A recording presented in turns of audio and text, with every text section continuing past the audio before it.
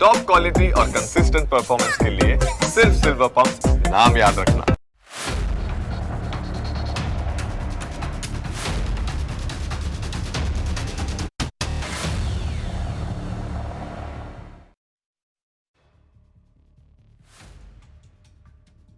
નમસ્કાર, હું Janak Dave. Full stop news analysis પ્રોગ્રામમાં આપનું સ્વાગત છે.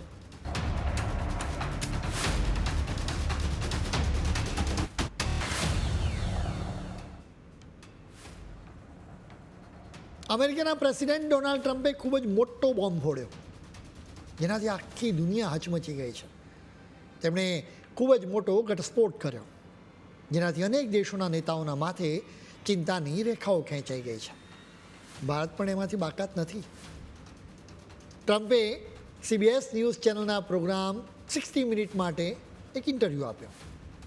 આમ તો આ પ્રોગ્રામમાં મેક્સિમમ 60 મિનિટ જ બોલવું જોઈએ, પરંતુ ટ્રમ્પ એના કરતાં પણ વધારે સમય સુધી બોલ્યા. હવે સ્વાભાવિક રીતે ન્યૂઝ ચેનલ તો સમયથી બંધાયેલી છે.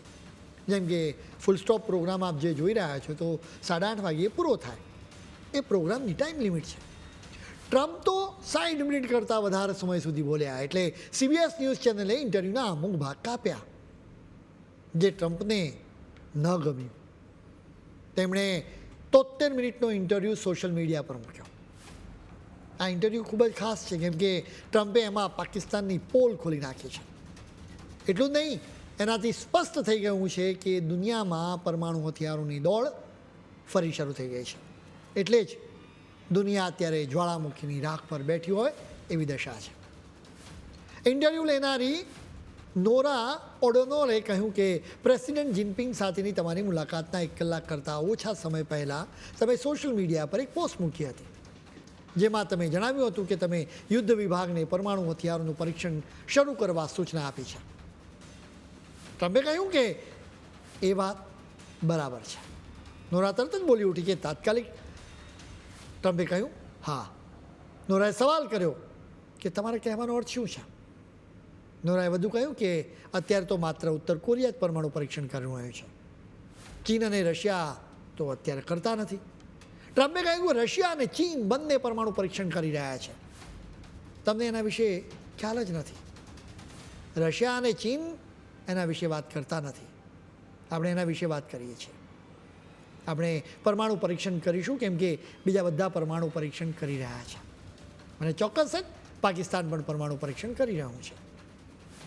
ટ્રમ્પની આ વાત સાંભળીને નોરાએ કહ્યું કે આ દેશોનું પરમાણુ પરીક્ષણ હથિયારો માટે નથી. જેના જવાબમાં ટ્રમ્પે ચોખવટ કરી કે પરમાણુ હથિયારો માટે જ આ પરીક્ષણ છે. તેમણે એમ પણ કહ્યું કે તેઓ કદાચ સૌથી પાવરફુલ પરમાણુ હથિયારોનું પરીક્ષણ કરી રહ્યા છે. તેઓ અંડરગ્રાઉન્ડ ખૂબ જ ઊંડે આ ટેસ્ટ કરી રહ્યા છે. બહાર તો લોકોને થોડું વાઇબ્રેશન જ અનુભવાય છે. ટ્રમ્પે પાકિસ્તાનનો ઉલ્લેખ કર્યો, જે ખૂબ જ ખાસ છે. જોકે ન્યૂઝ ચેનલે આ ભાગને એડિટ કર્યો હતો, એટલે કે ન્યૂઝ ચેનલ પર એ ભાગ બતાવવામાં આવ્યો નથી. હવે આમાં કંઈક કાવતરું લાગે, કેમ કે ટ્રમ્પે ભલે 73 મિનિટનો ઇન્ટરવ્યૂ આપ્યો હોય, પરંતુ એમાંથી તેઓ પાકિસ્તાનના પરમાણુ પરીક્ષણ વિશે અમુક જ સેકન્ડ બોલ્યા હતા, એટલે ન્યૂઝ ચેનલ એને રાખી શક્યો હોત. એમ છતાં એ ભાગને હટાવી દેવામાં આવ્યો. પાકિસ્તાન છેલ્લા કેટલાક સમયથી પરમાણુ હથિયારોનું પરીક્ષણ કરી રહ્યું છે. ભારત પણ આ હકીકત જાણે છે. વળી ભારતની જેમ પાકિસ્તાનની નો ફર્સ્ટ યુઝની પોલિસી નથી, એટલે કે પરમાણુ હથિયારોનો પહેલાં ઉપયોગ કરવાની પોલિસી નથી.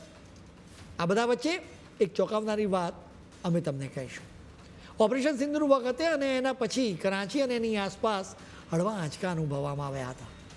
એ સમયે એમ જ લાગતું હતું કે ભૂકંપના હળવા આંચકા અનુભવવામાં આવી રહ્યા છે. હવે જ્યારે ટ્રમ્પે ધડાકો કર્યો છે, ત્યારે એવી આશંકા વ્યક્ત કરવામાં આવી રહી છે કે પાકિસ્તાન પરમાણુ પરીક્ષણ કરી રહ્યું છે.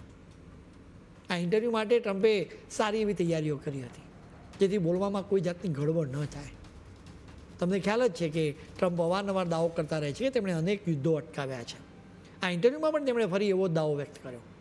આ વખતે સ્થિતિ જરા અલગ હતી. તેમણે ચાલુ ઇન્ટરવ્યૂમાં પોતાના શૂટમાંથી કાગળો કાઢ્યા અને દેશના નામો બોલવા લાગ્યા. એક પછી એક યુદ્ધો લડનારા દેશોના નામ એ બોલ્યા. કોઈ જ ગરબડ નહીં. અમારો કહેવાનો અર્થ એ છે કે તેઓ ભૂલથી નથી બોલ્યા કે પાકિસ્તાન પરમાણુ હથિયારોનું પરીક્ષણ કરી રહ્યું છે. આ જ ઇન્ટરવ્યૂમાં ટ્રમ્પે ભારત અને પાકિસ્તાન વચ્ચેના મિની વોરનો પણ ઉલ્લેખ કર્યો હતો. તેમણે કહ્યું હતું કે ભારત અમારી સાથે ખૂબ જ બિઝનેસ કરે છે. ભારત યુદ્ધ લડવા જઈ રહ્યું હતું. તેઓ પાકિસ્તાનની સાથે પરમાણુ યુદ્ધ લડવાના જ હતા.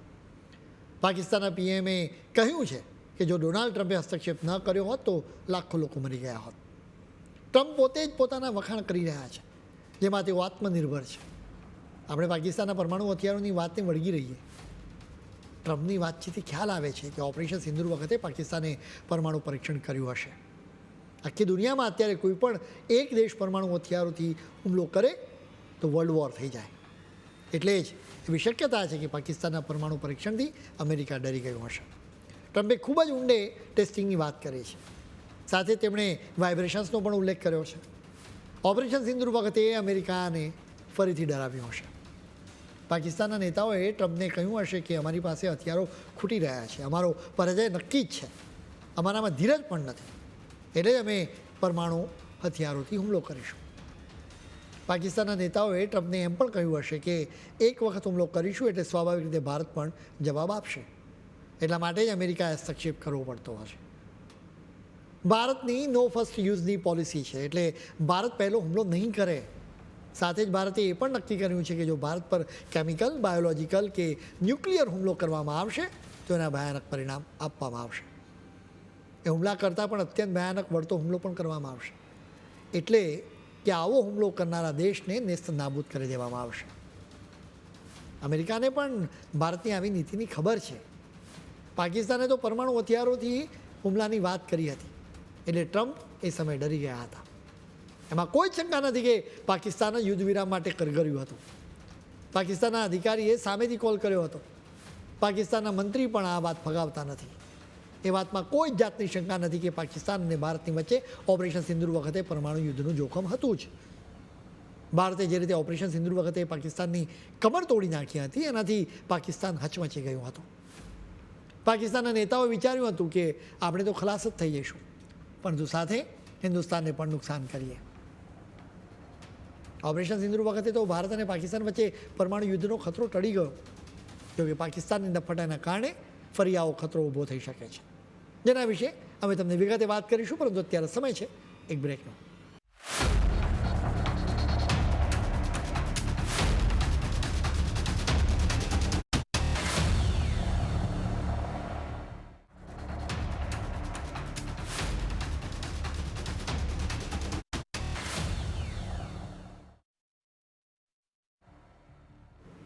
બ્રેક બાદ આપનું સ્વાગત છે. ટ્રમ્પના ઇન્ટરવ્યૂ બાદ આખી દુનિયામાં પરમાણુ હથિયારોની દોડ શરૂ થઈ ગઈ છે. એટલે જ ભારતે પણ પરમાણુ હથિયારો વિશેની પોતાની પોલિસી વિશે ફરીથી વિચાર કરવો જોઈએ. ભારતના ન્યુક્લિયર ડોક્ટ્રીનમાં 3 મુખ્ય સિદ્ધાંત છે. સૌથી પહેલો સિદ્ધાંત મેન્ટેનિંગ અ ક્રેડિબલ મિનિમમ ડિસ્ટન્સનો છે, એટલે કે દુશ્મન પરમાણુ હથિયારોથી હુમલો કરવાનો વિચાર જ ન કરે એટલા પરમાણુ હથિયારો સાથે રાખવા જોઈએ. બીજો સિદ્ધાંત નો ફર્સ્ટ યુઝનો છે, જેના વિશે અમે તમને વાત કરી. ત્રીજો સિદ્ધાંત એ છે કે ભારત હવે પરમાણુ હથિયારોનું બધું પરીક્ષણ નહીં કરે. પરમાણુ હથિયારોની વાત છે તો CTBTનો પણ ઉલ્લેખ કરવો પડે. CTBT એટલે કે કોમ્પ્રિહેન્સિવ ન્યુક્લિયર ટેસ્ટ બેન ટ્રીટી. 1996માં આ સંધિ કરવામાં આવી હતી. આ સંધિને સિમ્પલ રીતે સમજાવીએ તો એમાં મિલિટરી અને બીજા હેતુઓ માટે પરમાણુ વિસ્ફોટો પર પ્રતિબંધ મૂકવામાં આવ્યો છે. એટલે કે કોઈ દેશ આ સંધિ પર સહી કરે એટલે એ દેશ પરમાણુ હથિયારોનું પરીક્ષણ તો ના જ કરી શકે. આમાં 2 સ્ટેજ મહત્ત્વના છે. પહેલા સ્ટેજમાં એના પર દેશના નેતાઓની સહી જરૂરી છે. બીજા સ્ટેજમાં એ સંધિ પર સહી કરવાના પ્રસ્તાવને એ દેશની સંસદમાંથી પસાર કરવો પડે. આ બંને સ્ટેજ ક્લિયર થઈ જાય એટલે એ દેશ પરમાણુ હથિયારોનું પરીક્ષણ ન કરી શકે. એટલે કે એ દેશે શાંતિથી રહેવાનું. ભારત, પાકિસ્તાન અને ચીન સહિત 8 દેશોએ હજુ આ બંને સ્ટેજ ક્લિયર કર્યા નથી. અમેરિકાએ સંધિ પર હસ્તાક્ષર જરૂર કર્યા હતા, પરંતુ હજુ સુધી બીજું સ્ટેજ ક્લિયર કર્યું જ નથી. રશિયાએ વર્ષ 2000માં આ સંધિના બંને સ્ટેજ ક્લિયર કર્યા હતા, પરંતુ વર્ષ 2023માં પરમાણુ સંધિ પર સહી કરવાના પ્રસ્તાવને આપવામાં આવેલી મંજૂરી પાછી લઈ લીધી હતી. ટૂંકમાં કહીએ તો અમેરિકા, રશિયા, ચીન, ભારત અને પાકિસ્તાન ઈચ્છે એટલે પરમાણુ હથિયારોનું પરીક્ષણ કરી શકે છે. ટ્રમ્પે ઇન્ટરવ્યૂમાં ધમાકો કર્યો છે કે રશિયા, ચીન, ઉત્તર કોરિયા અને પાકિસ્તાન પરમાણુ હથિયારોનું પરીક્ષણ કરી રહ્યા છે. આ ઇન્ટરવ્યૂ બાદ જ આ હકીકત બહાર આવી છે. હવે અમે છેલ્લા જાણીતા ન્યુક્લિયર ટેસ્ટની વાત કરીશું. ચીને છેલ્લે 1996માં ન્યુક્લિયર ટેસ્ટ કર્યો હતો. અત્યારે ચોરી છુપીથી થતા ન્યુક્લિયર ટેસ્ટની વાત નથી. ફ્રાન્સ અને યુકે પણ 1996માં ન્યુક્લિયર ટેસ્ટ કર્યા હતા. સોવિયત યુનિયને છેલ્લો ટેસ્ટ વર્ષ 1990માં કર્યો હતો. અમેરિકાએ 1992 પછી પરમાણુ પરીક્ષણ કર્યું નથી. દુનિયાના દેશોને જ્યારથી સીટીબીટી પર સહી કરવા માટે કહેવામાં આવ્યું ત્યારથી અત્યાર સુધીમાં 10 જ પરમાણુ પરીક્ષણ થયા હોવાની દુનિયાને ખબર છે. આ પરમાણુ પરીક્ષણો ભારત, પાકિસ્તાન અને ઉત્તર કોરિયાએ કર્યા હતા. ઉત્તર કોરિયાએ વર્ષ 2006, 2009, 2013, 2016 અને છેલ્લે 2017માં એમ કુલ 6 અંડરગ્રાઉન્ડ વિસ્ફોટો કર્યા. ઉત્તર કોરિયા એના વિશે ગર્વથી વાત કરે છે. બીજી તરફ ઇઝરાયલ તો મગનું નામ મરી પાડવા માટે તૈયાર નથી. ઇઝરાયલ કન્ફર્મ જ કરતું નથી કે એની પાસે પરમાણુ હથિયારો છે કે નથી. અલબત્ત માનવામાં આવે છે કે તેની પાસે પરમાણુ હથિયારો છે. આખી દુનિયામાં દક્ષિણ આફ્રિકા એકમાત્ર એવો દેશ છે કે જેણે પરમાણુ બોમ્બ વિકસાવ્યો હતો. એ પછીથી પોતાની મરજીથી જાતે જ એનો વિનાશ પણ કર્યો. ફેડરેશન ઓફ અમેરિકન સાયન્ટિસ્ટ મુજબ હાલના તબક્કે 9 દેશોની પાસે કુલ 12,241 પરમાણુ હથિયારો છે. હવે આ ફેડરેશન મુજબ કોની પાસે કેટલા પરમાણુ હથિયારો છે એના પર એક નજર કરવી પડે. રશિયાની પાસે 5,459, અમેરિકાની પાસે 5,177, ચીનની પાસે 600, ફ્રાન્સની પાસે 290, યુકેની પાસે 225, ભારતની પાસે 180, પાકિસ્તાનની પાસે 170, ઇઝરાયલની પાસે 90, જ્યારે ઉત્તર કોરિયાની પાસે 50 પરમાણુ હથિયારો છે. આખી દુનિયાના લગભગ 87 પરમાણુ હથિયારો તો અમેરિકા અને રશિયાની પાસે છે. આપણા દેશની વાત કરીએ તો 1974માં પરમાણુ પરીક્ષણ કરવામાં આવ્યો હતો, જેના પછી 1998માં બીજું પરમાણુ પરીક્ષણ કરવામાં આવ્યું. વર્ષ 1998થી ભારત વધુ પરીક્ષણ કરવાથી દૂર જ રહ્યું. હવે ભારતે પોતાની ન્યુક્લિયર ડોક્ટ્રીનને લઈને વિચાર કરવો જોઈએ. ખાસ કરીને ચીન અને પાકિસ્તાન વધુ પરમાણુ હથિયારો વિકસાવી રહ્યા છે, જે આપણા માટે ખૂબ જ ચિંતાની વાત છે. ચીનની પાસે 600 પરમાણુ હથિયારો છે. ચીને 2030 સુધીમાં 1000 પરમાણુ હથિયારો વિકસાવવાનો ટાર્ગેટ સેટ કર્યો છે. બીજી તરફ પાકિસ્તાન 2028 સુધીમાં લગભગ 200 પરમાણુ હથિયારો વિકસાવી શકે છે. રશિયાએ થોડાક સમય પહેલાં જ ન્યુક્લિયર હથિયારોથી સજ્જ ક્રૂઝ મિસાઇલનું પરીક્ષણ પણ કર્યું હતું. અમેરિકાએ હવે પરમાણુ હથિયારોનું પરીક્ષણ શરૂ કર્યું છે. ભારતે પણ આ તક ઝડપી લેવી જોઈએ અને મહાવિનાશના હથિયારો વિકસાવવા જોઈએ. ભારતના બંને પાડોશીઓ કાવતરું રચી રહ્યા હોય તો ભારતે પણ સતર્ક તો રહેવું જ પડે. ભારત હવે પાકિસ્તાનના પરમાણુ પરીક્ષણોના જવાબમાં સીધા જ હાઇડ્રોજન બોમ્બનું પરીક્ષણ કરી શકે છે. પાકિસ્તાનને પણ આ વાતનો ડર છે. પરમાણુ બોમ્બ કરતાં હાઇડ્રોજન બોમ્બ વધારે ઘાતક અને વિનાશક હોય છે. પાકિસ્તાનના ભૂતપૂર્વ રાજદૂત અબ્દુલ બાસિતે ચેતવણી આપી કે ભારત ટૂંક સમયમાં એક નવો થર્મોન્યુક્લિયર અને જેને હાઇડ્રોજન બોમ્બનું પરીક્ષણ કરી શકે છે. 1998માં ભારતે પોખરણમાં 5 પરમાણુ પરીક્ષણ કર્યા હતા, જેમાંથી એક થર્મોન્યુક્લિયર હોવાનું કહેવામાં આવી રહ્યું હતું. આખી દુનિયા જ્યારે પરમાણુ હથિયારો વિકસાવી રહ્યું હોય ત્યારે સ્વાભાવિક રીતે ભારત પાછળ ન રહી શકે. સ્ટોકહોમ્સ ઇન્ટરનેશનલ પીસ રિસર્ચ ઇન્સ્ટિટ્યૂટે આ વર્ષે જૂનમાં જ ચેતવણી આપી હતી કે દુનિયા ફરી પરમાણુ હથિયારોની રેસના ઉંબરે છે. અત્યાર સુધીના પરીક્ષણોના આધારે આપણે કહી શકીએ કે 1961માં જાર બોમ્બા સૌથી વધુ શક્તિશાળી બોમ્બ રહ્યો હતો.